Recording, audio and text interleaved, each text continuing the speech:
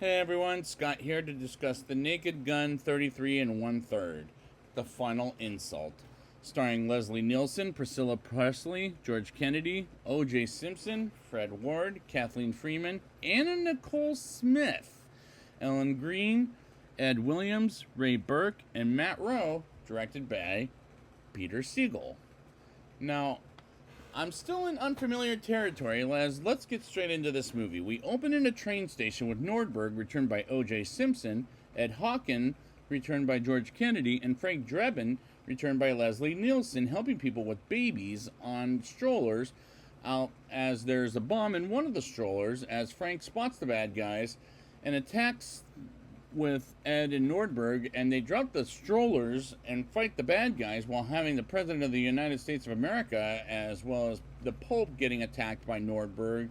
while Nordberg and dances with the babies, and they're just outnumbered. But it turns out it was just a dream, which thank God, phew. But at the same time, I hate that we open on a dream, which was a terrible idea to begin with, while Frank sleeps with his wife Jane Spencer, Drebin,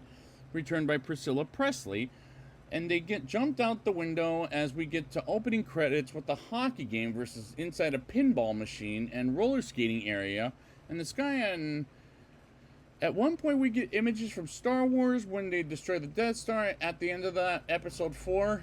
and we get a scene from Jurassic Park looking claymated, and we move on to Statesville Prison where Muriel, played by Kathleen Freeman, visiting Rocco Dillon, played by Fred Ward, in jail with his lawyer. And I hate this opening scene as an opener, while the opening credits was, I guess, clever, and the plot is very thin while Rocco says who can stop him, and we move on to Frank at the grocery store as Frank retired from the police squad.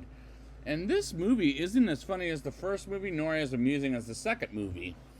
Jane is a lawyer who sees a bunch of babies in the courtroom, and she thinks about having a baby of their own while seeing a therapist about their married life and having a baby while Ed and Nordberg go to Frank's house because they need their help with the case as they show a photo of Tanya Peters, played by Anna Nicole Smith. And I'm not bringing up the story what that happened between her and O.J. Simpson back in the 90s, as that was a tragedy. And Frank dreams about how he met her in the 1970s, and they ask Frank to go undercover for them. And this isn't making me laugh like the previous movies as much as I was wanting to laugh. Frank goes undercover to see the doctor by giving a sperm while he spots Tanya. Meanwhile, he's looking for a file about Tanya until she brings up how if they have met before, and gets home to Jane to have quality time with each other, which goes horribly wrong while he puts out the fire in his privates, and Jane learns Frank is back in the force, and she leaves him because of his back on the force, him being back on the force and being with another woman. And she goes on an adventure with Louise, which that reminded me of Ridley Scott's movie I reviewed before, Thelma and Louise. And when we get these scenes later in the movie, I was getting vibes from that movie, in which I don't think is necessary. Frank goes to Statesville Prison as a prisoner to look for Rocco as his bodyguard Tyrone before he hits the sack, and he flashbacks to getting married to Gabriella, who was killed by some sharks. And this piece of dialogue was stupid, as the writing in this was stupid as hell, and the big bad comes in to attack Frank until he sees his metal underwear and knows to back off. And we move on to lunchtime as Rocco tells Tyrone to take the escape plan until a guard comes in to take the note, and Frank, disguised as a different identity named Nick the Slasher McGurk, beats up on a guard, and a fight breaks in, and the humor in this was absolutely weak. Tyrone was out of the plan, so it's just Frank and Rocco escaping prison. Meanwhile, Jane gets encountered by a pervert wanting to kiss her until he tasers him, and he gets hit by a truck as she wants to go back to Frank by calling him, and she gets a handkerchief that says something about Tanya, while Frank and Rocco digging their way out of prison and get to a high school where they meet Muriel at and hide in their house and meet Tanya, who is Rocco's girlfriend, and Muriel believes Frank is a cop, and he lies his way through as Jane gets to them at nighttime as Tanya hits on Frank as the slasher, and Jane picks a fight with Frank as I can't stand these two as a couple in this particular movie because this time there's no chemistry whatsoever.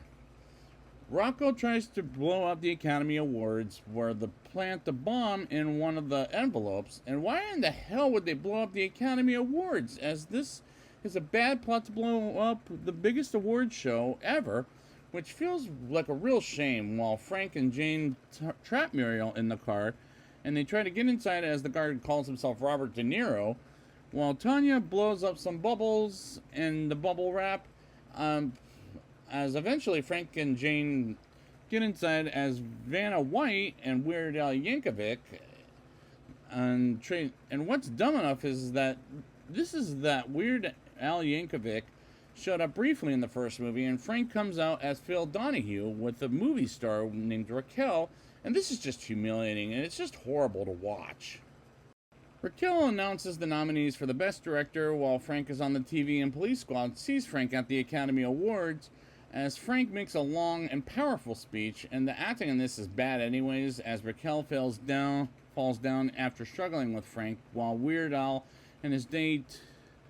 find Frank, and Frank finds a place to hide as he goes out with the dancers on stage, while Frank makes people hurt themselves and humiliates himself while Police Squad comes backstage, as this movie annoyed the hell out of me from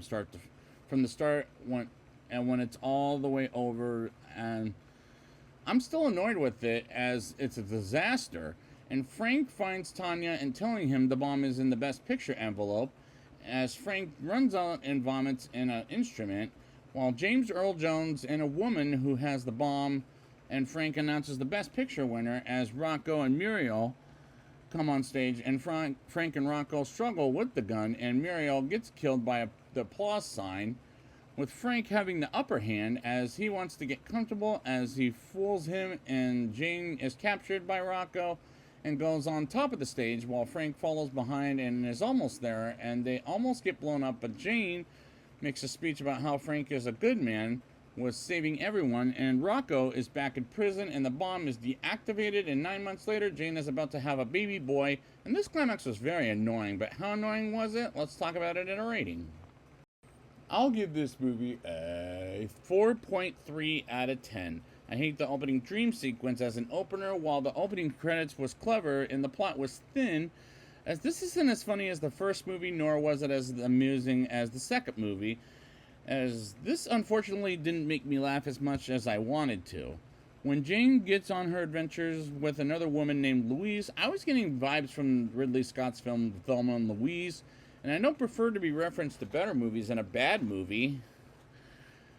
which this kind of was, as the dialogue was stupid and the writing was stupid as hell.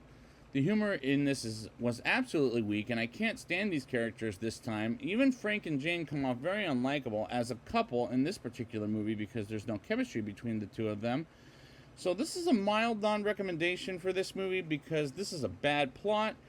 which feels like a real shame, and this movie is humiliating and just horrible to watch, as the acting was bad enough as it is, and at the end of the day, the movie just annoyed the hell out of me from start to finish, and this movie is a disaster. So I'd like to thank you guys for joining me, and next time we'll be back with the 2025 version starring Liam Neeson, and until then, whoop whoop, the sound of the police.